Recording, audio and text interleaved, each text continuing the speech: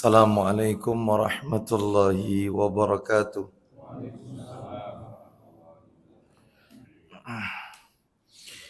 Alhamdulillahi rabbil alamin.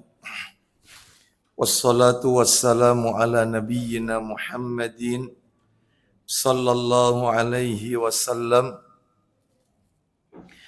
Ashhadu an la ilaha illallah wahdahu la syarika lah.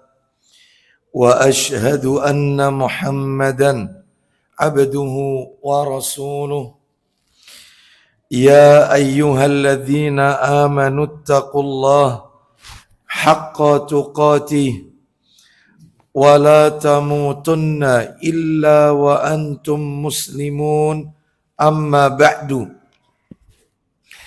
فإن أصدق الحديث كتاب الله وخير الهدي هدي محمد صلى الله عليه وسلم وشر الأمور محدثاتها وكل محدثة بدعة وكل بدعة ضلالة وكل ضلالة في النار.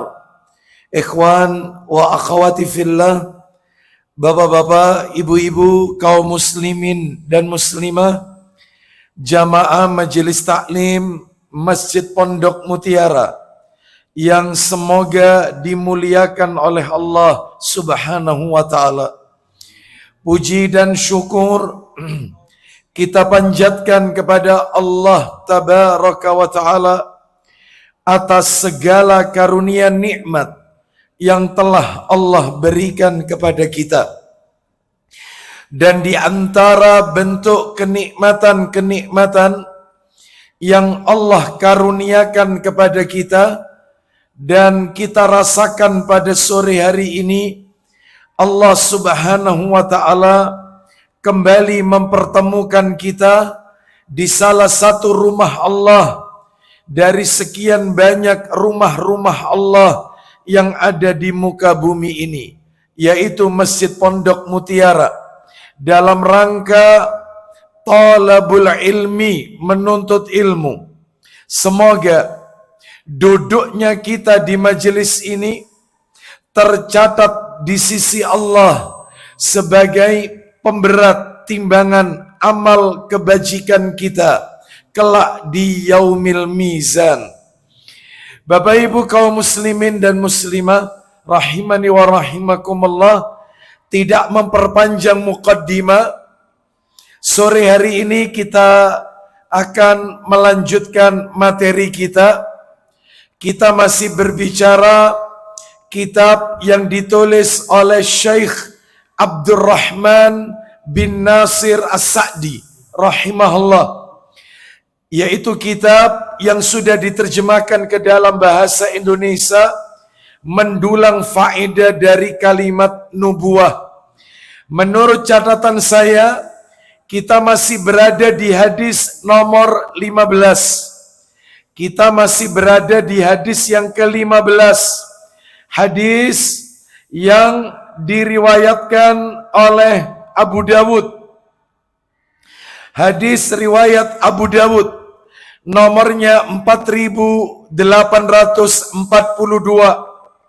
dari Aisyah radhiyallahu anha. Ia berkata, Nabi sallallahu alaihi wasallam, beliau bersabda, anzilun nasa manazilahum, yang artinya posisikanlah manusia sesuai dengan kedudukan mereka. Ternyata sebagaimana yang sudah pernah kami sampaikan sebelumnya, hadis ini dilemahkan oleh Syekh Muhammad Nasiruddin Al-Albani rahimahullah, dan termaktub dalam kitab beliau Silsilah Hadis Ad-Dhaifah, yaitu di nomor 1894. Jadi ini termasuk hadis dhaif. Ya. Tetapi ada penggantinya. Ada riwayat yang lain yang memiliki nilai atau kandungan yang sama. Yang waktu itu sudah kami sebutkan, riwayat Bukhari, nomornya masih ingat nomor berapa? 127. Bahkan bukan hanya itu saja, dikuatkan pula oleh perkataan Al-Imam Ibnul Qayyim Al-Jauziyah rahimahullah. Beliau berkata, man amala khalqahu bisifatin amallahu Allahu ta'ala bitilkas sifati bi'ainiha fid dunya wal akhirah. Yang artinya, barang siapa yang memperlakukan makhluk Allah dengan cara tertentu, maka Allah akan memperlakukannya dengan cara yang sama, baik di dunia maupun di akhirat. Fallahu ta'ala li'abdihi ala hasabi ma yakunul abdu li khalqihi. Yang artinya, Allah memperlakukan hambanya sebagaimana hamba tersebut memperlakukan makhluknya. Nah itu ya. Jadi berdasarkan hadis riwayat Bukhari nomor 127 dan perkataan Al-Imam Ibnul Qayyim Al-Jauziyah rahimahullah, maka pada waktu itu kita bagi menjadi beberapa bagian. Ya, kalau tidak salah totalnya itu ada berapa hak ya yang harus kita penuhi. Ada 8 hak, ada 8 pihak yang kita harus memperlakukan mereka sesuai pada tempatnya, proporsional. Ya. Yang pertama, mudah-mudahan masih ingat Bapak Ibu, adalah kedua orang tua. Nah, hak kedua orang tua sangatlah besar. Lalu apa yang harus kita lakukan? Ini semua sudah kami sampaikan. Yang kedua adalah hak. Apa itu yang nomor 2? Anak. Ya, anak. Apa saja haknya anak? Berarti haknya anak kewajiban orang tua, kan gitu ya. Kewajiban orang tua berarti itu haknya anak. Bagaimana sikap orang tua kepada anaknya? Nah, ini sudah kita sampaikan, itu pada yang kedua. Yang terakhir, lah ini pada waktu itu kita sebutkan yang nomor 3 ini. Yang ketiga adalah hak karib kerabat, keluarga dekat, ya. Mereka memiliki hak yang harus kita penuhi, ya. Kita harus memperlakukan mereka sesuai petunjuk Rasulullah Sallallahu Alaihi Wasallam. Itu yang nomor 3, dan itu sudah tuntas. Sore hari ini kita akan memasuki yang nomor 4. Apakah dia? Hak pemimpin. Yang nomor 4 adalah hak pemimpin. Apa yang harus dipenuhi sebagai rakyat kepada pemimpinnya? Maka sebelum kita sebutkan satu persatu, apa yang harus dilakukan rakyat, kewajiban rakyat kepada pemimpinnya, ulil amrinya, dan itu merupakan hak pemimpin. Kita sebutkan dulu 2 dalil lebih dahulu, Bapak Ibu sekalian. Kita sebutkan 2 dalil sebagai kata pengantar, muqaddimah.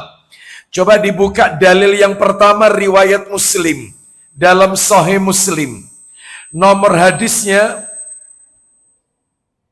nomor 1847.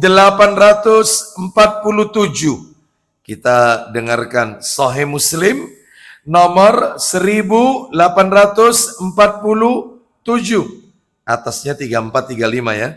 Baik, silakan baca dari Hudzaifah bin Yaman radhiyallahu an. Silakan. Cek. Nggak nyala. Cek.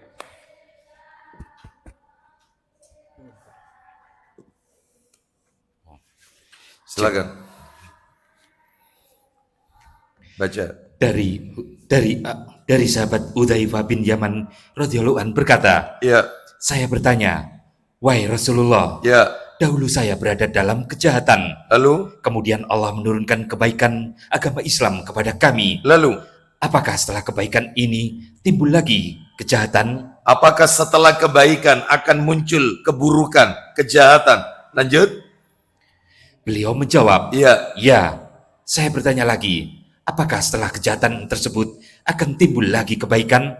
Beliau menjawab, ya. Ya, setelah keburukan akan muncul kebaikan. Iya. Namun, Saya bertanya lagi, apakah setelah kebaikan ini timbul lagi kejahatan? terus. Beliau menjawab, ya.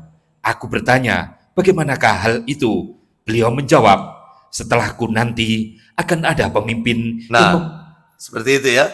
Nabi sallallahu alaihi wasallam beliau bersabda, "Yakunu ba'di a'immatun la yahtaduna bihudaya wa la yastannuna bisunnati." Silakan. Setelahku nanti akan ada pemimpin yang memimpin tidak dengan petunjukku Terus dan mengambil sunnah bukan dari sunnah-sunnahku. akan muncul nanti di akhir zaman pemimpin-pemimpin yang ketika dia memimpin tidak memakai petunjukku dan mereka memerintah tidak mengikuti sunnahku, ya, bukan sunnahku yang diambil. Lanjut, teruskan. Lalu akan datang beberapa laki-laki yang hati mereka sebagaimana hatinya setan. Loh, bayangkan. Lalu Nabi SAW menjelaskan, wasayaqumu fihim rijalun qulubuhum qulubus syayatin fi jusmani insin. Ulang lagi, akan muncul. Lalu akan datang beberapa laki-laki yang hati mereka sebagaimana hatinya setan Terus, dalam rupa manusia. jadi nanti akan muncul pemimpin yang fisiknya fisik manusia, hatinya hati syaitan. Hati syaitan tapi fisik manusia. Lanjut. Hudzaifah berkata, Kaifa asna'u ya Rasulullah in adraktu dzalik. Silakan. wahai Rasulullah, jika hal tersebut menimpaku, apa yang Anda perintahkan kepadaku? Kalau memang kami berada di zaman seperti itu, muncul pemimpin berhati iblis, hatinya syaitan, wujudnya manusia, hatinya hati syaitan, memerintah tidak memakai petunjuk Nabi sallallahu alaihi wasallam. Apa yang harus kami lakukan sebagai rakyat? Maka lanjut, Beliau menjawab, tasma'u wa tuti'u lil amiri wa in dhuriba dhahruka wa ukhidha maluka fasma' wa ati'. Silakan. dengar dan patuhilah kepada pemimpinmu. Dengar dan taat. Dengarlah pemimpin itu dan taatilah. Ini hatinya iblis loh ini. Hatinya hati syaitan. Wujud manusia. Kata Nabi, tetap dengar dan taat. Sekalipun, lanjut. Walaupun dia memukul kalian dan merampas harta benda kalian. Meskipun mereka memukul punggung kalian, merampas harta kalian, maksudnya merampas harta, kebijakannya menyulitkan kalian. Iya. Ya. Keputusannya, kebijakannya, tanda kutip, bikin rakyat sengsara. Sudah. Berarti dia mengambil harta kita. Ya. Apapun itu bentuknya, entah dari sisi pajak, entah dari semua hal. Ya. Maka kata Nabi, sekalipun demikian, lanjut. Dengar dan patuhilah dia. Dengar dan taat kepadanya. Oh, ya apa ini? Ya apa ini kira-kira ini? Ya, baik. Dengar dan taat. Nabi tidak mengatakan turun ke jalan. Enggak. Nabi tidak mengatakan demo. Enggak. Komplain. Enggak. Dengar dan taat. Sampai seperti itu. Ini jelas loh ini. Ini pemimpinnya berhati apa tadi? Syaitan. Dia memimpin tanpa memakai petunjuk dari Rasulullah SAW. Bayangkan. Bahkan dia menzolimi kita. Memukul kita, membikin kita kurus. Karena kebijakannya mempersulit ruang gerak kita dalam mencari rezeki. Oh misalnya. Itu ya, maka tetap dengar dan taat. Saya kasih satu lagi, lebih horor lagi. Coba dibuka, yaitu di dalam hadis riwayat Imam Ahmad. Nomornya cantik. Nomornya 22.333. 22333. Riwayat Imam Ahmad dalam musnadnya. Nah, kita dengarkan. Ayo dibaca. Dari Hudzaifah ibnul Yaman radhiyallahu an. Ia berkata, silakan. Dari sahabat Hudzaifah bin Al-Yaman radhiyallahu an, aku mendengarnya berkata, dulu para sahabat Rasulullah sallallahu alaihi wasallam bertanya kebaikan kepada beliau. Terus. Sementara aku bertanya tentang keburukan pada beliau. Baik, seluruh para sahabat bertanya kepada Nabi tentang kebaikan. Sedangkan aku bertanya kepada Nabi tentang keburukan. Lanjut, teruskan. Aku bertanya, wahai Rasulullah, Ya, apakah setelah kebaikan ini ada keburukan seperti sebelumnya? lanjut. Rasulullah sallallahu alaihi wasallam bersabda, Isinya, ya. ya, Aku bertanya, bagaimana cara melindungi dari dirinya? terus. Rasulullah sallallahu alaihi wasallam bersabda, Isinya, pedang lebih mulia. terus. Berkata Abu Thayyah dalam riwayatnya, pedang lebih mulia. Terus. Pedang lebih mulia. Terus. Berkata Hudzaifah bin Al-Yaman. Kemudian aku bertanya lagi, lalu apa? Rasulullah sallallahu alaihi wasallam bersabda, selanjutnya akan datang ketenangan di atas perselisihan. Aku bertanya, lalu apa lagi? Rasulullah sallallahu alaihi wasallam bersabda, kemudian aku dan para dai, kemudian akan ada para dai sesat. Akan ada dai-dai menyesatkan. Lanjutkan aja. Ya. Rasulullah sallallahu alaihi wasallam bersabda, Isinya, bila saat itu kau melihat khalifah Allah di atas bumi, nah, ikutilah dia, terus, meski dia menyiksa ragamu dan merampas hartamu. terus. Dan bila kau tidak melihatnya, larilah ke suatu tempat meski engkau mati dengan menggigit tonggak pohon. Nah, kata Nabi sallallahu alaihi wasallam, bila nanti muncul kau melihat khalifah, pemimpin Allah di atas bumi, ikutilah dia meskipun dia menyiksa ragamu dan merampas hartamu, maka tetap taat. Ya, terus kemudian Berkata Hudzaifah bin Al-Yaman, aku bertanya, lalu apa? Rasulullah sallallahu alaihi wasallam bersabda, kemudian Dajjal muncul. jadi ini proses kejadiannya sebelum munculnya Dajjal. Akan muncul dai-dai penyesat umat. Ya, akan muncul pemimpin-pemimpin khalifah-khalifah yang mereka memimpin tidak memakai petunjuk Nabi sallallahu alaihi wasallam dan mereka menyengsarakan umat. Ya, seperti itu. Ya, rakyatnya diambil hartanya, fisiknya disiksa dan seterusnya akan muncul. Wallahu a'lam bishawab. Ini adalah sebuah berita gaib yang wajib kita imani dan pasti benar kejadiannya. Karena tidak mungkin Nabi itu berdusta atas nama Allah Subhanahu wa taala. Tidak mungkin Nabi itu mengucapkan perkara-perkara gaib kecuali semua itu dari Allah Subhanahu wa taala. Baik, kita lanjutkan sekarang apa yang harus kita lakukan. Haknya pemimpin ini sebagai seorang rakyat, apa yang harus kita lakukan? Yang pertama, Bapak Ibu sekalian, mentaatinya selama perintahnya bukan maksiat. Wajib taat sekalipun wajib taat selama perintahnya bukan maksiat. Karena tidak boleh taat dalam kemaksiatan. Taat itu adalah dengan dalam perkara yang ma'ruf, bukan dalam perkara yang maksiat. Nah, mana dalilnya? Dalil. Coba dibuka Sahih Bukhari, nomornya 7257. 7257. 7257. Ya, silakan.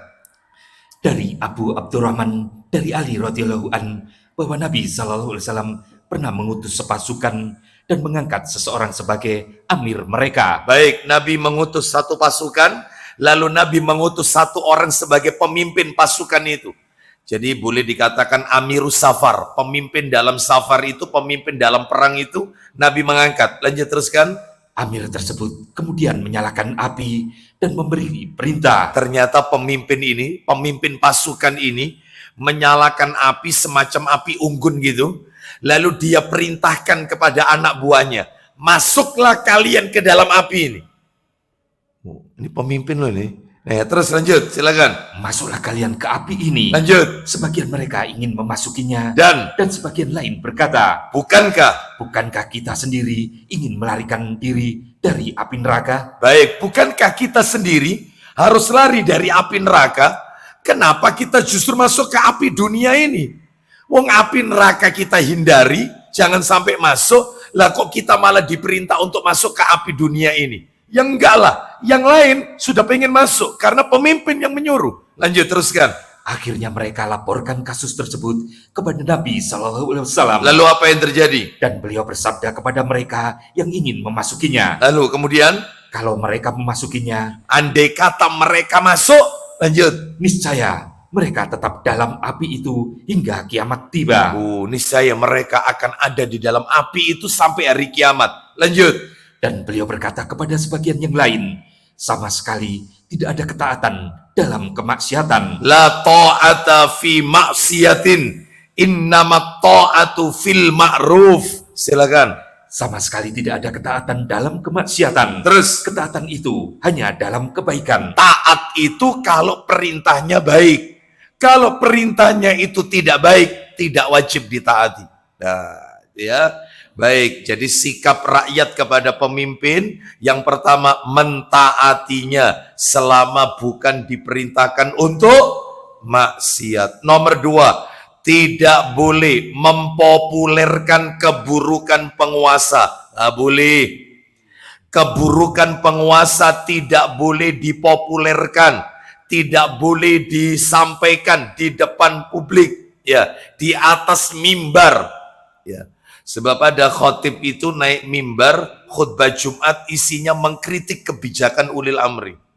Ya, isinya mengkritik. Ya. Mulai dari kenaikan harga, mulai dari macam-macam semuanya. Ya. Jadi nggak ada qala Allah qala Rasulnya, isinya itu mengkritik. Ya. Atau mungkin melalui buletin-buletin yang isinya menyindir kebijakan ulil amri.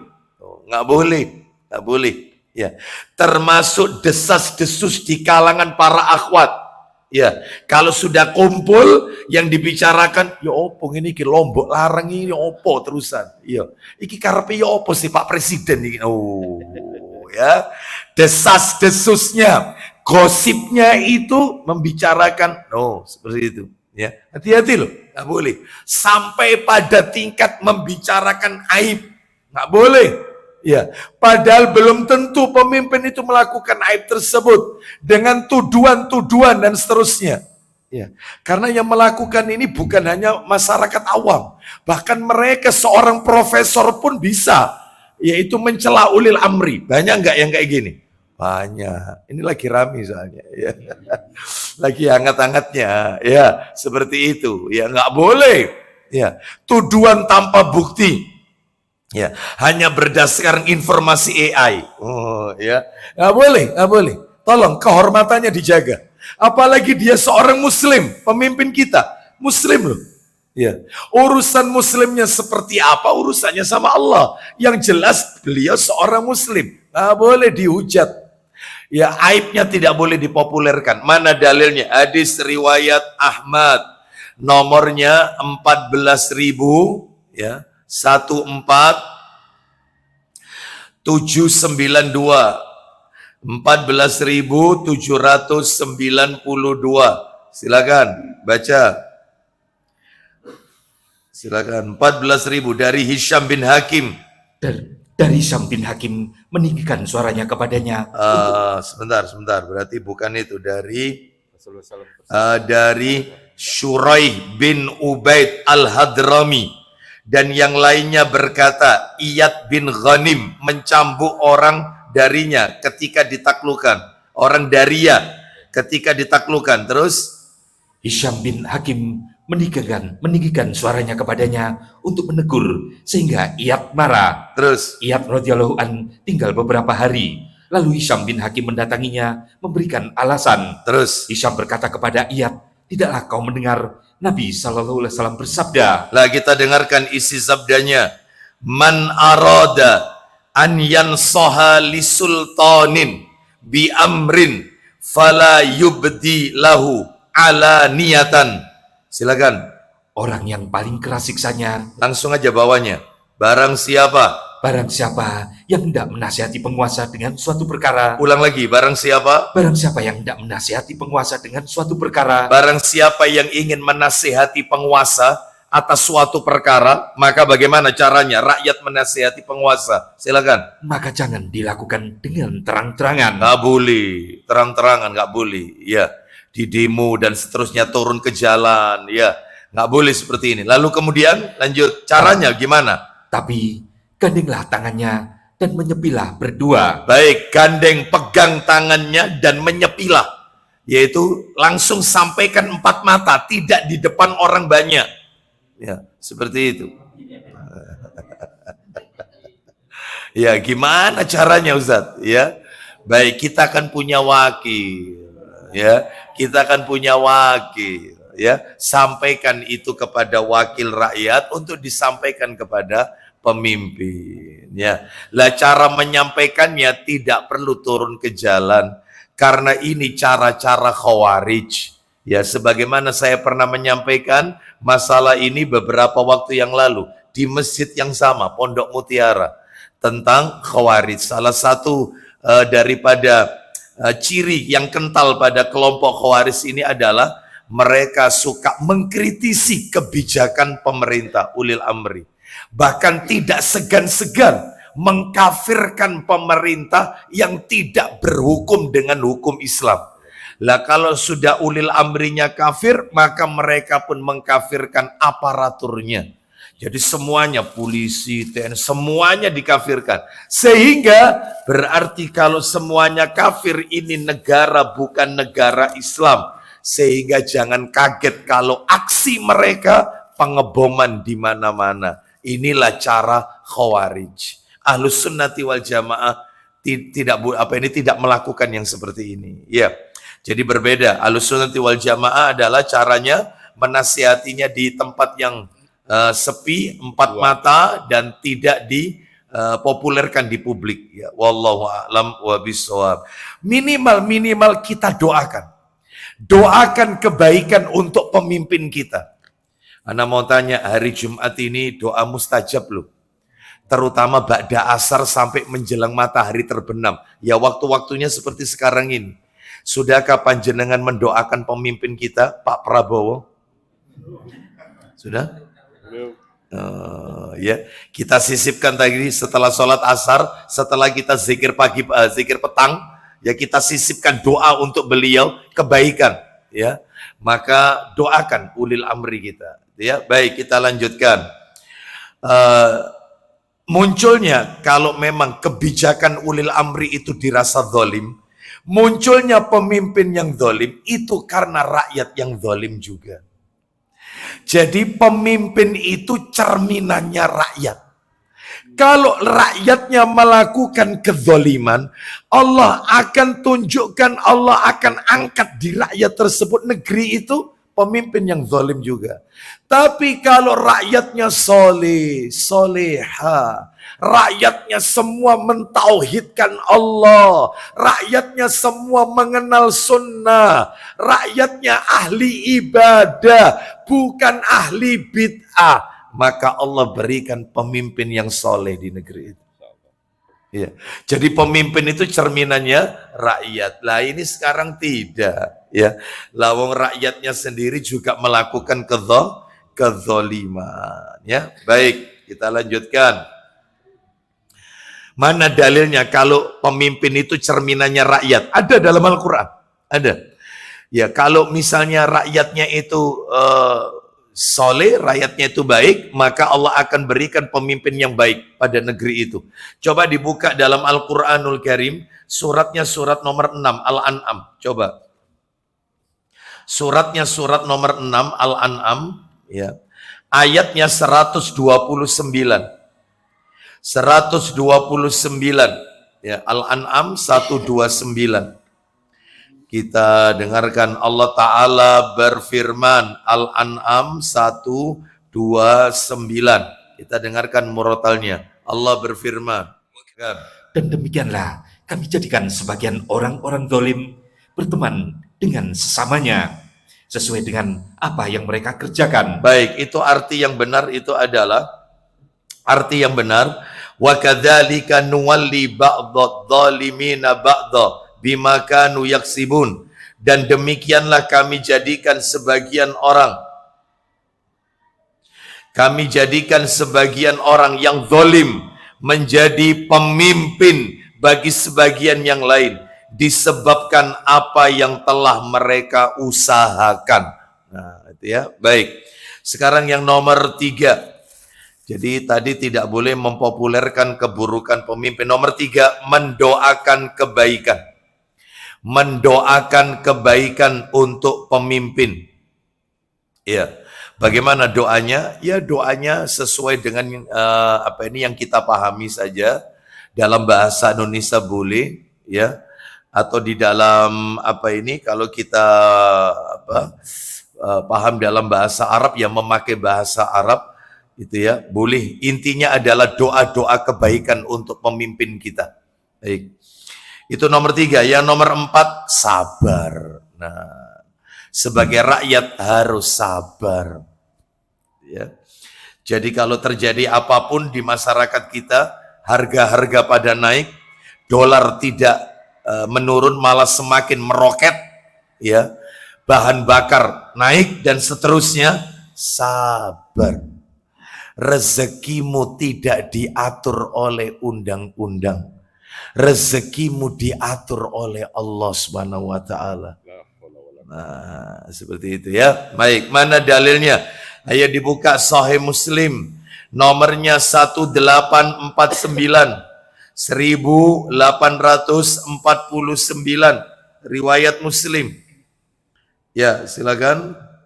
Atasnya 3439. Betul, 3439 atasnya. Silakan pendek saja. Ibnu Abbas, silakan. Dari Ibnu Abbas radhiyallahu anhu dari Rasulullah sallallahu alaihi wasallam, beliau bersabda, Man kariha min amirihi syai'an falyasbir alaihi. Silakan. barang siapa membenci sesuatu pada diri pemimpinnya, hendaknya dia bersabar. Siapa yang benci pada diri pemimpin tersebut, kebijakannya dan seterusnya, maka sabar. Sampai di situ aja. Ya, kita bacakan penggalannya. Wallahu a'lam wa bishawab. Sekarang kita masuk yang nomor 5, Bapak Ibu sekalian. Yang nomor 5. Yang nomor 5 adalah hak tetangga. Jadi tadi kan nomor 4 hak pemimpin. Sekarang tetangga itu juga punya hak. Ya, tetangga itu juga punya hak. Baik. Apa itu haknya tetangga? Baik, sebelum kita masuk apa itu haknya tetangga, karena kita ini makhluk sosial, makhluk yang tidak bisa hidup sendiri, makhluk yang selalu berinteraksi dengan orang lain, salah satunya adalah dengan orang yang ada di sekitar kita, di mana kita tinggal, yaitu tetangga, maka mereka juga punya hak dari sikap kita. Kita juga tetangga, mereka juga harus memperlakukan kita sesuai petunjuk Nabi Sallallahu Alaihi Wasallam. Nah, itu ya. Baik, kita sebutkan dulu dalilnya sebagai muqaddimah dulu. Coba dibuka surat An-Nisa, surat nomor 4, An-Nisa. An-Nisa'nya dibuka, ayatnya 36. Allah Ta'ala berfirman, An-Nisa ayat 36. Perhatikan baik-baik Bapak Ibu. Di dalam ayat ini, saya ulang ya, di dalam ayat ini, An-Nisa ayat 36 ini, Allah memerintahkan kita 10 hal. Allah memerintahkan kita untuk berbuat baik kepada 10 hal. Untuk melakukan kebajikan 10 hal. Ya. Apa saja? Pihak-pihak yang harus kita perlakukan dengan baik. 10. Apa saja itu? Kita dengarkan. Allah Ta'ala, nanti kita hitung. Allah Ta'ala berfirman. Silakan. Dan sembahlah Allah. Perintah pertama. Sembahlah Allah. Tauhidkan Allah. Lanjut. Dan janganlah kalian mempersekutukannya. Itu perintah pertama. Mentauhidkan Allah dan tidak menyekutukannya. Ya. Ini perintah rating teratas mentauhidkan Allah. Baik, ternyata nomor 1 ini aja banyak yang gagal. Sebagian kaum muslimin, tidak semua, banyak yang gagal. Mereka justru dalam hidupnya melakukan kesirikan tipis-tipis. Apa syirik tipis-tipis? Banyak. Syirik yang tipis-tipis. Syirik itu. Entah itu yang berbau tahayul, entah itu yang berbau khurafat, entah itu yang berbau tatoyur. Intinya syirik. Tapi sekalipun tipis-tipis. Contoh, ya padahal ngajinya sudah tauhid, akidah. Tapi masih, entah itu dalam guyonan atau apa. Ya, tangan kiri itu loh, ket mau kok gatel terus ya. Artinya oleh rezeki kok ya. Nah, tipis-tipis kan? Nah, itu sama. Ya, mata kiri cedutan terus katanya. Nah, dirasani orang itu tipis-tipis. Ya, belum lagi ditambah pakai baju kebalik katanya akan dapat. Oh, ya, itu syirik tipis-tipis itu. Padahal perintahnya jelas. Allah itu loh nggak minta apa-apa sama kita. Cuman satu yang Allah minta. Kita yang banyak permintaannya sama Allah. Apa yang nggak kita minta? Semuanya. Mulai dari minta rezeki barokah, masalah barokah ya, rezeki barokah, rumah tangga barokah, keturunan barokah, pekerjaan berkah, umur berkah, semuanya minta berkah, minta ampunan, minta dimasukkan surga, minta dijauhkan neraka, minta dirahmati, minta ilmu yang manfaat, wakeh mintanya. Allah cuma satu, mintanya satu, tauhidkan aku, jangan kau sekutukan, kelar. Jangan sih. Hanya itu yang diminta Allah. Sembah aku, jangan kau sekutukan. Ini enggak. Ya, muslim tapi mendua. Loh, tapi saya kalau ngomong begini jangan konotasinya ya ta'adud zaujat ya, poligami, bukan. Muslim tapi mendua. Kenapa? Dia sholat membaca surat Al-Fatihah. Yang dibaca iyyaka na'budu wa iyyaka nasta'in. Hanya kepadamu kami menyembah dan hanya kepadamu kami mohon pertolongan. Setelah sholat malah pergi ke paranormal, ke dukun. Ini kan berarti muslim tapi mendua. Di sisi lain dia berikrar hanya kepadamu ya Allah kami minta pertolongan. Ngapain ke dukun? Ngapain ke wong pinter? Ngapain menjadikan orang soleh yang telah mati sebagai media wasilah, perantara agar doamu disampaikan kepada Allah, tawassul. Ya. Maka ini yang nomor 1 ini aja banyak yang gagal. Ya, banyak yang gagal. Oleh karena itu, ini belum yang lainnya, ini belum masalah-masalah yang tahayul. Oh, contohnya masalah tahayul. Aduh, ini banyak di masyarakat kita ini. Contoh, orang itu kalau sudah meninggal, maka 40 hari setelah meninggal, maka dia akan datang pamitan. Maka keluarganya menyiapkan makanan dan minuman kesukaan mayit selama masa hidupnya. Ternyata sampai pagi oto minumannya. Kenapa? Karena yang diisap itu saripatinya. Oh.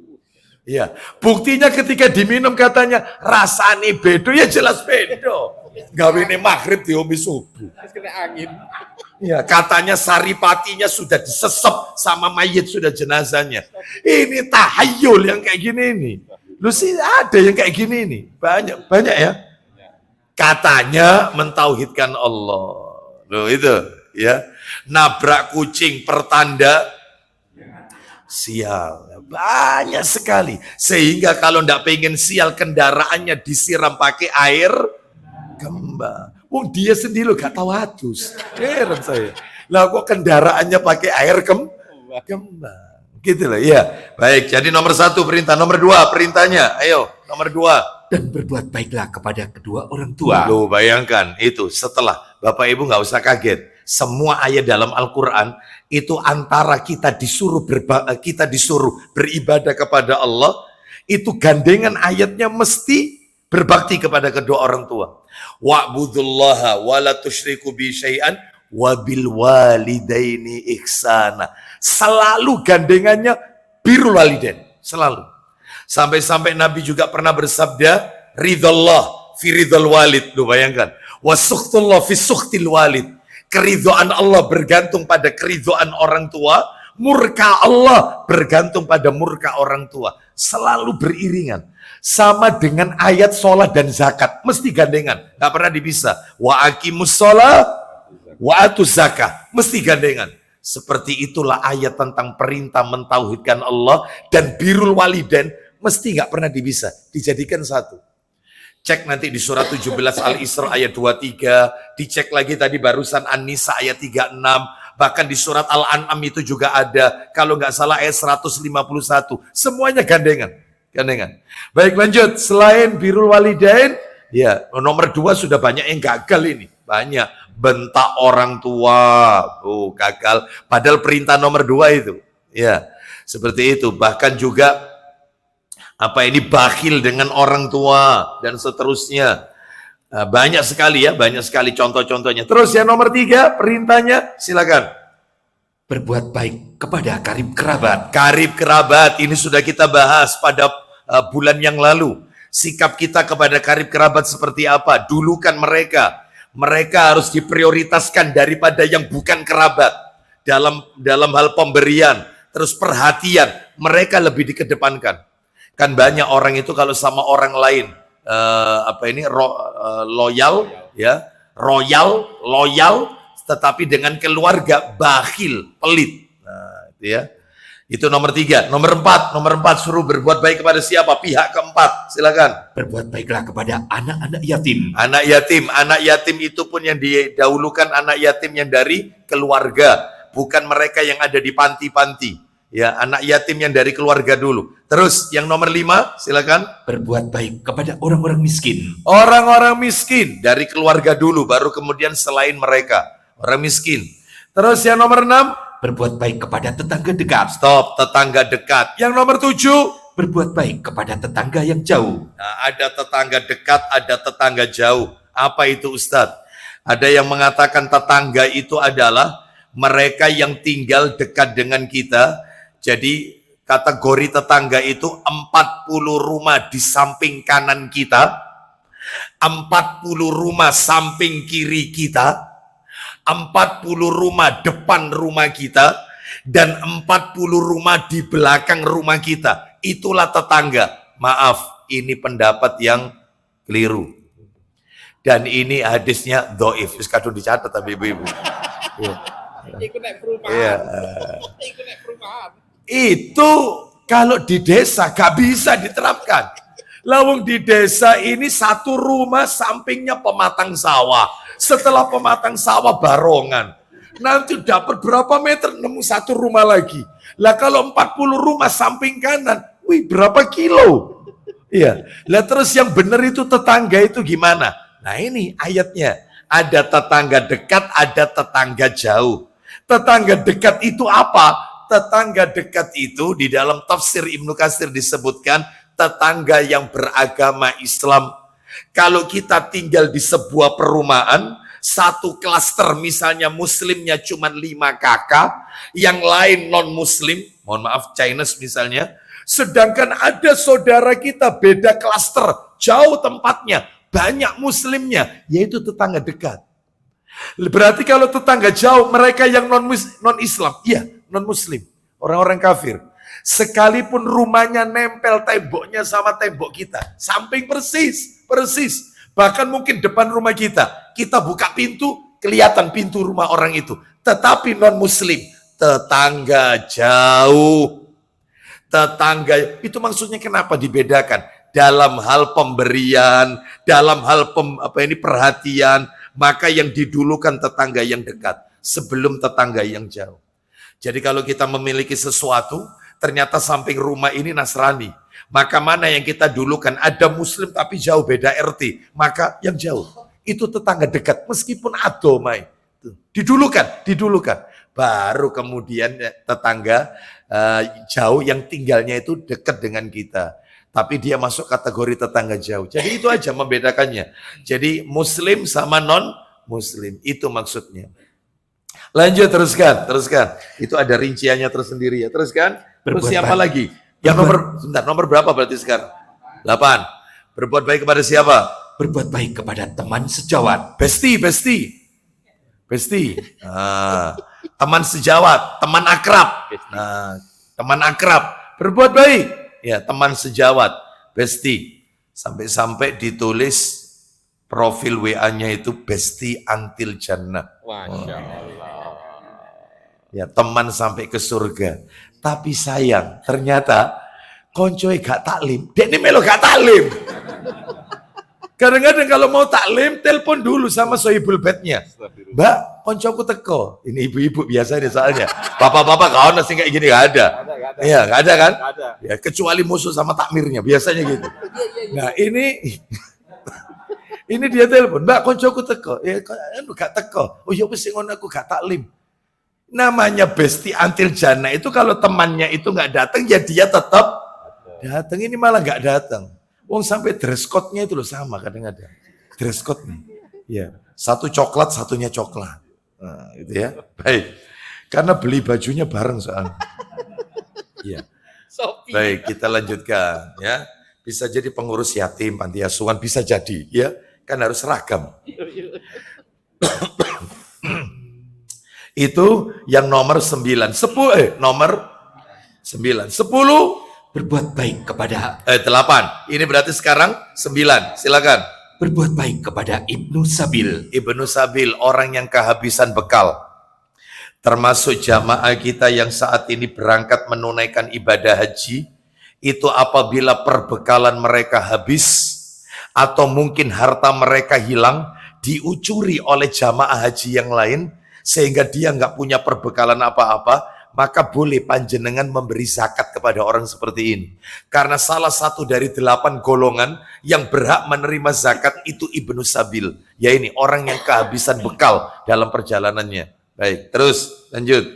Berbuat baik kepada hamba saya yang kalian miliki. Nah itu yang terakhir, hamba sahaya. Siapa hamba sahaya ini? Budak. Apakah PRT dan ART, pembantu rumah tangga atau asisten rumah tangga, dia termasuk hamba sahaya? Bukan, ya, bukan. Tapi berarti nggak boleh kita zakat, kita kasih zakat. Boleh, tapi bukan karena faktor dia budak, karena dia bukan budak. Dia kita beri zakat karena faktor miskinnya, karena sebab dia miskin, bukan karena sebab dia budak. Budak itu kalau terjadi peperangan, Bapak Ibu sekalian, ya. Baik, kita lanjutkan, yaitu itu dalil yang pertama muqaddimah. Intinya adalah kita harus berbuat baik kepada tetangga. Lah bagaimana sikap kita kepada mereka, hak tetangga? Sesaat lagi, coba tambahkan lagi dalil. Coba tambahkan nomornya Sahih Targhib. STWT dibuka, jilid 5. Sahih Targhib wa Tarhib nomor 2570. 2570. Coba kita lihat apa betul itu. 2570. Kita dengarkan. Ya, silakan dari Ibnu Umar radhiyallahu an dan Aisyah radhiyallahu anhuma, keduanya telah menuturkan bahwa Rasulullah sallallahu alaihi wasallam beliau telah bersabda. Kita dengarkan isi sabdanya sebentar. 2570. Nah, ini. Ya. Betul ya? Oh iya, betul ya Jibril. Silakan. Rasulullah sallallahu alaihi wasallam bersabda, "Ma zala Jibrilu alaihi salam yusini bil jari hatta dhanantu annahu sayuwarrisu." Silakan. Jibril alaihissalam terus berpesan kepadaku mengenai berbuat baik kepada tetangga. Bayangkan Jibril terus wasiat kepada Nabi. Wasiatnya terus disuruh berbuat baik kepada tetangga. Nabi loh ini diwasiati malaikat Jibril untuk terus berbuat baik kepada tetangga. Sampai-sampai kata Nabi seakan-akan, silakan. Hingga saya mengira bahwasanya dia akan memberikan bagian warisan kepadanya. Seakan-akan tetangga itu akan dapat warisan. Iya, padahal kan tetangga nggak dapat waris. Artinya apa? Begitu seringnya malaikat Jibril berwasiat kepada Rasulullah SAW, yaitu untuk berbuat baik kepada tetangga. Lah apalagi kita, ya kita bukan nabi, bukan rasul, maka tentunya berbuat baiklah kepada tetangga. Lah caranya gimana? Caranya satu, lah ini haknya tetangga ini. Yang pertama, memberi tetangga makanan. Kalau punya apa-apa Pak, Bu, kasih tetangga makanan. Ya, apalagi kalau kita memasak maka ya kita kasih, kita lebihkan airnya, kita berikan. Ya, ada enggak? goreng kelotok sa-RT. Baunya itu, ada nggak tetangga masak kita bau? Ada ini. Sampai tetangganya berkata, masa apa bu? Oh iya, berarti dia bau. Iya. Ambune cek enak, iya kasih. Ya, seperti itu. Jadi memberi tetangga makanan. Jadi kalau kita masak perbanyak airnya. Lalu berikan kepada tetangga. Misalnya nih, masak rawon. Airnya sak timbo. Dagingnya saon. Ya, dagingnya saon. Nah, itu ya. Loh, kan perbanyak airnya. Loh, jangan gitu. Ya. Lah ini diudek gak nemu apa-apa ini. Ya. Seperti itu. Ini bukan masalah ini barangkali dia haus, Ustaz. Dia gak ngombe rawon, ya. Ini ya. Kita lanjutkan ya. Jadi dalilnya perbanyak airnya kalau memasak. Coba dibuka Sahih Targhib wa Tarhib nomor 2562, tetap jilid 5 tetap 2562 2562. Coba Dari Ibnu Abbas radhiyallahu anhu bahwasanya dia menuturkan bahwa Rasulullah sallallahu alaihi wasallam beliau telah bersabda, laisal mu'min alladhi yashba'u wajaruhu ja'i'. Silakan. bukanlah disebut seorang mukmin yang sejati orang yang kenyang, sedangkan tetangganya kelaparan. Baik, jadi kata Nabi bukan mukmin sejati, dirinya kenyang, tonggonya, tetangganya itu kelaparan. Itu bukan mukmin yang sejati. Mukmin sejati, dia kenyang, tetangganya juga kenyang. Dia berikan makanan itu. Saya tambahkan lagi, masalah perbanyak airnya tadi. Sahih Muslim, dibuka. Sahih Muslim, nomornya 2625. 2625, 2625, Sahih Muslim. 2625. Ayo baca. Atasnya Ustaz. Atasnya 4759. Siap. Ayo. Dari Abu Dzar, 2625. Ayo dari Abu Dzar radhiyallahu anhu dia berkata, ya. kekasih saya Rasulullah sallallahu alaihi wasallam pernah berpesan kepada saya, Baik, apa itu? Idza tabakhta maraqan. Nah, ya silakan. Ayo. apabila kamu memasak kuah sayur, Stop. Itu kan diartikan kuah sayur ya. Tadi kita dengarkan marokon. Orang Arab itu punya satu masakan yang kalau kita ketahui biasanya yang kita tahu kan kerengsengan, guli, ada guli hijau, ada guli merah kan gitu ya. Ya. Ini bahas masakan ini ya. Nah ini enak ini kalau anu ya. Ada satu masakan orang Arab itu namanya marak. Diambil dari ini. Marok. Nah itu tadi marokon.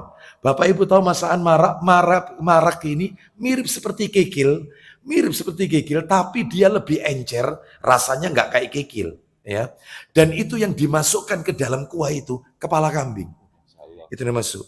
Dan itu suirannya, Allah nikmatnya. Itu biasanya sampingnya harus ada madu.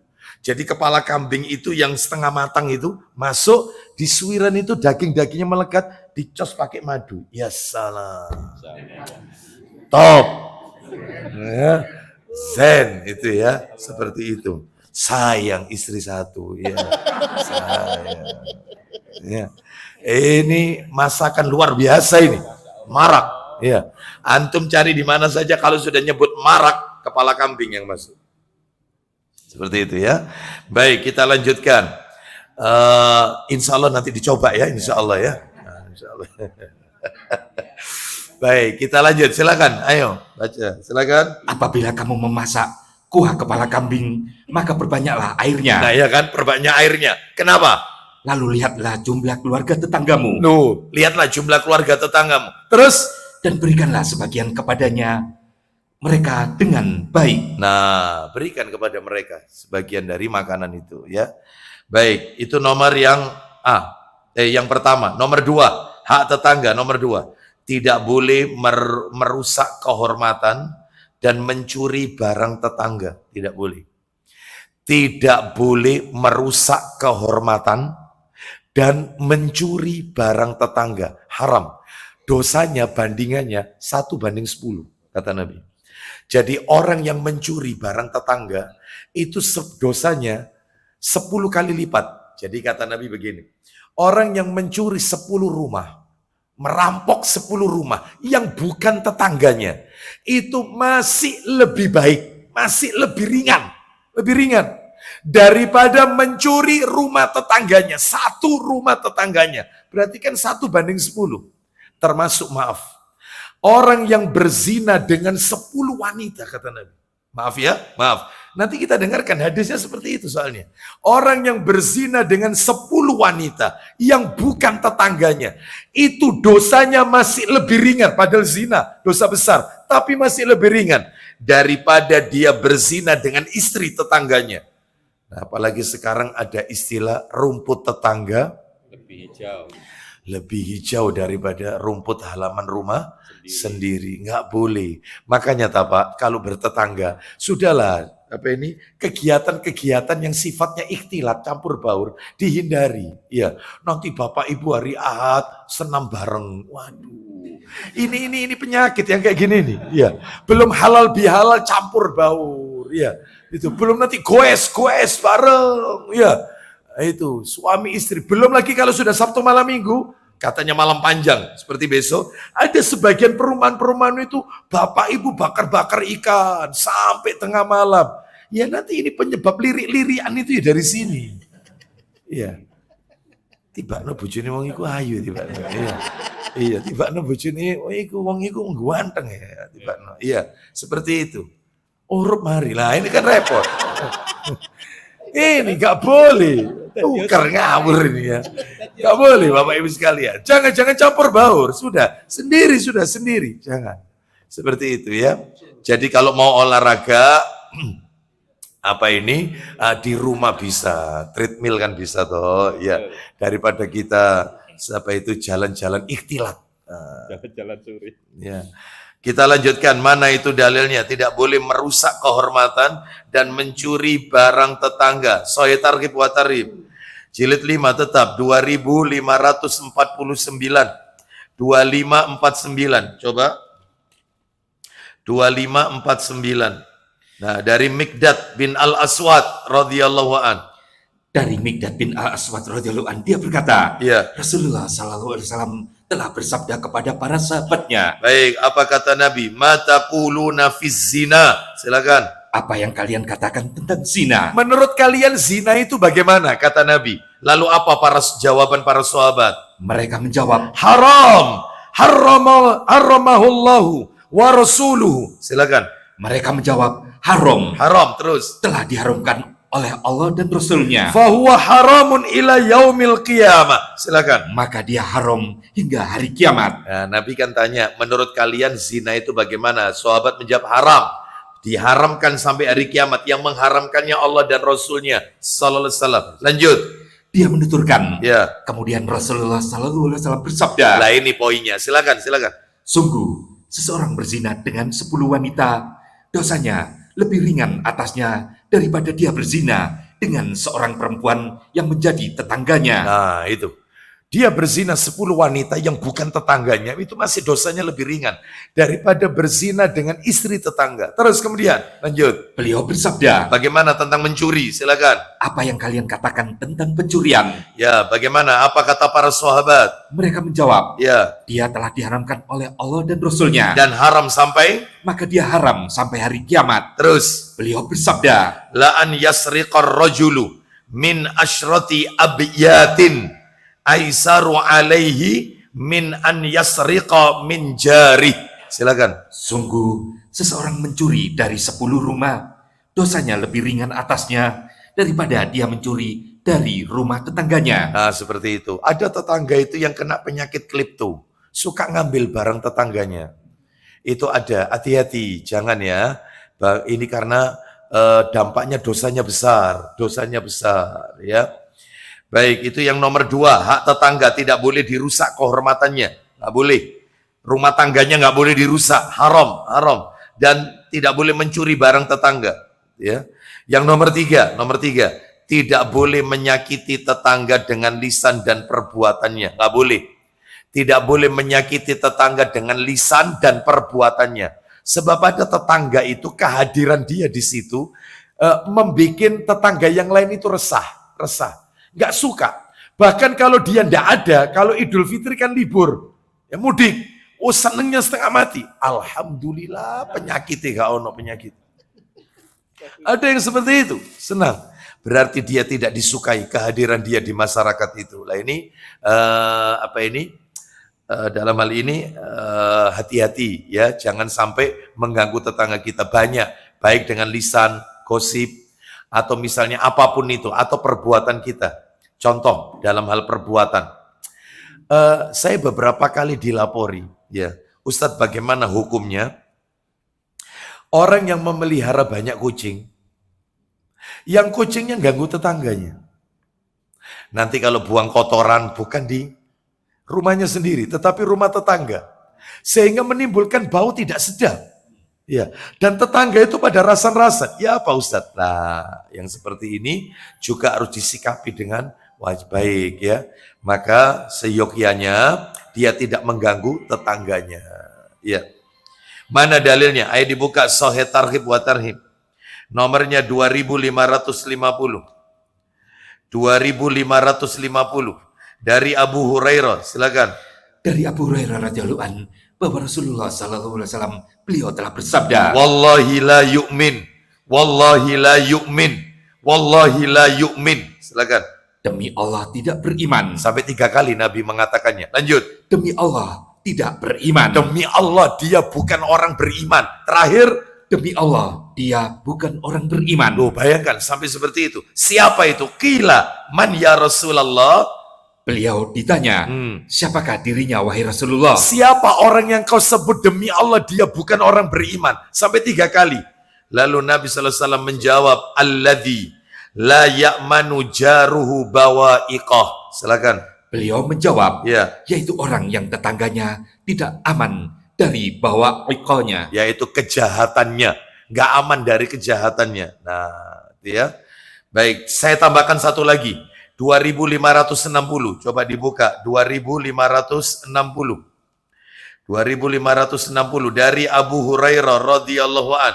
Ia berkata, silakan. Dari Abu Hurairah radhiyallahu an dia menuturkan, Ya, seorang laki-laki berkata, wahai Rasulullah, ya. sesungguhnya si fulana terkenal banyak sholat, banyak sedekah, dan banyak puasanya. Nah, si fulan ini orang yang terkenal, si fulana bukan fulan. Fulana berarti perempuan.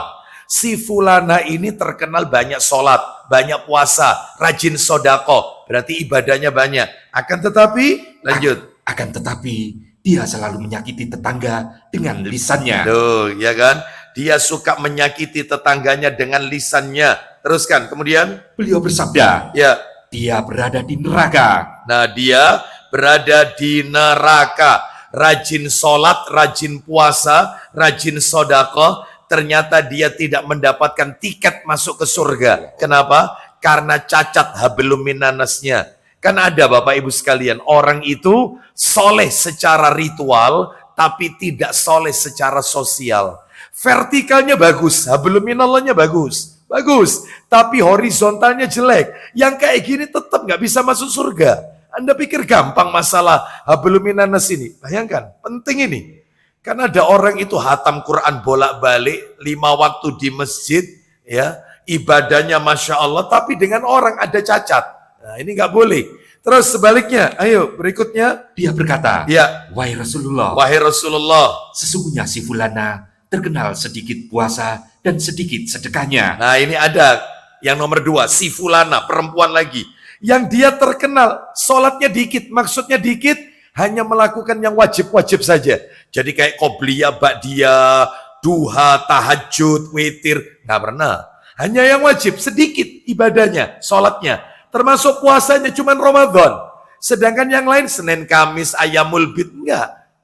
Sedikit. Terus lanjut. Silakan. Akan tetapi dia tidak menyakiti tetangganya dengan lisannya. Dia tidak pernah menyakiti hati tetangganya dengan lisannya. Bahkan lisannya menyejukkan hati banyak orang. Dia tidak pernah, yaitu menggunjing, menghibah, dan seterusnya. Lanjut, silakan. Beliau bersabda, Apa isi sabdanya? dia berada di dalam surga. Dia berada di dalam surga. Kenapa? Karena dia berbuat baik kepada tetangganya. Jadi hablum minallah, hablum minannas tetap harus ditegakkan Bapak Ibu sekalian, ya. Baik, terus kemudian kita lanjutkan yang nomor 4, ya. Terakhir, sabar atas gangguan tetangga. Harus sabar. Sabar atas gangguan tetangga. Mana dalilnya? Ibnu Majah dibuka. Jadi kalau kita dizolimi oleh tetangga kita harus sabar. Ya, apalagi dia seorang muslim. Ya. Sebab ada tetangga yang seperti ini ada. Ya, contoh aja, dia kalau maaf ini mengeluarkan sesuatu dari mulutnya, apa istilahnya? Riya. Itu kadang-kadang sampai terdengar tetangga sebelah. Lah tetangga sebelah wahai sarapan. Gitu loh. Ini kan tidak menyejukkan hati tetangga yang seperti ini. Nggak punya adab. Ya, tapi harus sabar. Dia kalau buang sampah nggak pernah di tong sampahnya. Wong dia nggak pernah bayar iuran sampah. Iya, dia kalau buang sampah ke sampah tetangganya. Nggak boleh. Ini kezoliman ini. Terus lanjut silakan. Ayo. Nomornya berapa, Ustaz? Ibnu Majah nomor 4032. 4032, 4032. Ayo, silakan. 32. 4032, silakan. Dari Ibnu Umar radhiyallahu anhu dia berkata, Ya, Rasulullah sallallahu alaihi wasallam bersabda, isinya orang mukmin yang berbaur atau berinteraksi dengan manusia dan bersabar atas perbuatan buruk mereka. orang mukmin yang mau serawung. Apa serawung itu ya? Kumpul sama orang. Ya, orang mukmin yang mau berbaur, berinteraksi dengan orang lain dan dia sabar atas gangguannya. Lanjut. Lebih besar pahalanya Daripada seorang mukmin yang tidak berbaur atau berinteraksi dengan manusia. seorang mukmin yang eksklusif, nggak mau kumpul sama orang. Ya, semua dianggap ahli bid'ah semuanya. Ya, dia nggak mau kumpul sama orang lain. Jadi dia menyendiri di rumah atau mengucilkan. Bahkan kalau bisa dia berada di misalnya perumahan khusus sunnah. Oh, itu ya, seperti itu. Jangan kalau bisa membaur saja, ya, seperti itu. Jadi bagaimana itu? Itu lebih besar pahalanya ketimbang, ulang lagi dikit mundur, Lebih besar pahalanya daripada seorang mukmin yang tidak berbaur atau berinteraksi dengan manusia dan dia tidak sabar atas tindakan buruk mereka. nah, seperti itu. Kita lewat dikatain kambing, sabar. Kita lewat sudah nyapa istri kita dikatain ninja teroris, sabar. Ya, sudahlah. Jadi dalam hal ini kita ini heterogen, ya. Maka kita harus sabar atas gangguannya. Baik, saya akan tutup untuk yang tetangga ini dengan sebuah doa. Doa berlindung kepada Allah dari kejahatan tetangga. Jadi begini. Jadi ada sebuah doa itu disebutkan di dalam kitab Silsilah Hadis Sahih. Silsilah Hadis Sahih. Nomor hadisnya, nomornya ya. Nomor asli dulu ya, nomor asli dulu. 3137, 3137. Ini doa lengkap ya. Bahkan saya mengatakan paling lengkap, berlindung kepada Allah dari sekian banyak perkara. Paling lengkap ini. Nomor 3137, silsilah hadis sahih. Bagi Bapak Ibu yang punya terjemahannya, itu kalau nggak salah di jilid 3. Nomornya, nomor urutnya, nomor terjemahannya 2799. 2799. Saya bacakan doanya. Jadi begini. Dari Abu Hurairah radhiyallahu anhu dia berkata, ya, kana min du'aihi sallallahu alaihi wasallam. Di antara doa yang Rasulullah panjatkan adalah, nah ini ya, yang Nabi panjatkan adalah, ini ya, kita dengarkan doanya. Allahumma inni a'udzubika min jaris su'. Satu. Wa min zaujin tushayyibuni qablal mashibi. Dua. Wa min waladin yakunu alayya rabban. Tiga. Wa min malin yakunu alayya adaban. Empat. Wa min khalilin makirin ainuhu tarani wa qalbuhu yar'ani. In ra'a hasanatan dafanaha wa in ra'a sayyi'atan adza'aha. 5 itu. Apa saja itu? 1, kita rinci. Allahumma inni a'udzubika min jaris su'. Ya Allah, sesungguhnya aku berlindung kepadamu dari tetangga yang jahat, tetangga yang buruk. Tuh itu ya. Nomor 2, wa min zaujin Tushayyibuni qablal masyibi. Aku berlindung kepadamu dari seorang istri yang menyebabkan rambutku beruban sebelum waktunya. Ya. Satu, berlindung kepada Allah dari apa tadi? Tetangga yang jahat. Dua, dari istri yang apa? Istri yang menyebabkan rambut kita putih sebelum waktunya. Belum waktunya putih, sudah putih. Kenapa? Nah, dibully sama istrinya rupanya, ya. Kasihan ini, ya. Jadi sering diketai biasanya kayak gitu, ya. Nanti ngomong apa dikit gitu, mah, anu pok mak, wis kaki nom, meneng. Bawel aja. Hus. Ya. Makanya belum waktunya kena Parkinson ya. Sakno. Ya Allah, miskin yang kayak begini nih, miskin. Itu nomor berapa tadi? 2. Nomor 3. Wa min waladin yakunu alayya rabban. Aku berlindung kepadamu dari seorang anak yang memposisikan dirinya layaknya Tuhan. Anak durhaka maksudnya. Aku berlindung kepadamu dari anak durhaka. Ya. Memiliki anak durhaka. Jadi kalau di sini diterjemahkan seorang anak yang memposisikan dirinya sebagai tuan, sedangkan saya orang tuanya menjadi budak. Nah, itu ya. Kan banyak anak-anak seperti ini. Itu nomor 3. Wa min malin yakunu alayya adzaban. Dan aku berlindung kepadamu dari harta yang menjadi siksa bagiku. Nah, supaya hartanya diberkahi. Ini penting. Mulai tadi dari yang pertama tadi, apa tadi, tentang apa? Tetangga, terus pasangan hidup, terus apa lagi tadi? Anak, terus sekarang harta, barusan, itu nomor 4. Lah yang nomor 5, dirinci sama Nabi, berlindungnya. Wa min khalilin makirin. Saya langsung artikan. Dan aku berlindung kepadamu ya Allah, dari seorang teman yang jahat. Teman besti yang jahat, yang matanya melihatku, sedangkan hatinya mengawasiku. Jika melihat kebaikan dalam diriku, dia menutupinya, menyembunyikannya. Namun jika dia melihat keburukan ada pada diriku, ia sebar-sebarkan ke orang lain. Ada nggak teman model kayak gini? Kalau kita melakukan kebaikan, menang. Begitu jadi diintai selanya. Ditunggu kejelekan kita. Begitu kita melakukan kesalahan, langsung. Lah kita berlindung dari teman seperti ini, ya, dari teman seperti ini. Makanya ini dihafalkan doa ini ya. Nanti tolong masjid ini punya nggak silsilah hadis shahih? Kalau ada jilid 3 nanti difotokan terus di-share ke jamaah supaya bisa dihafal. Berikut dengan terjemahannya ya. Wallahu a'lam wa bishawab. Baik, kami cukupkan sampai di poin nomor 5, sedangkan poin nomor 6 hak sesama muslim ini banyak, ada 6 ya. Insya Allah nanti kita akan sambung pada kesempatan yang akan datang. Bulan depan itu Juni, Jumat kedua tanggal berapa? Minta tolong Mas Khairul diintip. Tanggal berapa Abu Hurairah? Jumat kedua. Ya, tanggal berapa?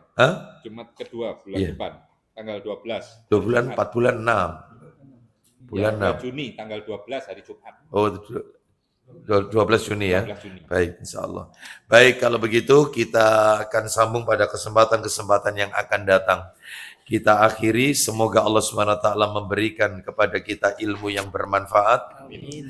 Semoga Allah meridhoi semua amal ibadah kita, menerima semua amal ibadah kita, dan Allah mengabulkan semua doa-doa kita di hari yang mulia ini dan di bulan yang mulia ini, bulan haram. Kita akhiri wassallallahu ala nabiyyina wa ala alihi washabihi wasallam. Subhanakallahumma wa bihamdika asyhadu an la ilaha illa anta astaghfiruka wa atubu ilaik. Wa akhiru da'wana anil hamdulillahi rabbil alamin. Assalamualaikum warahmatullahi wabarakatuh.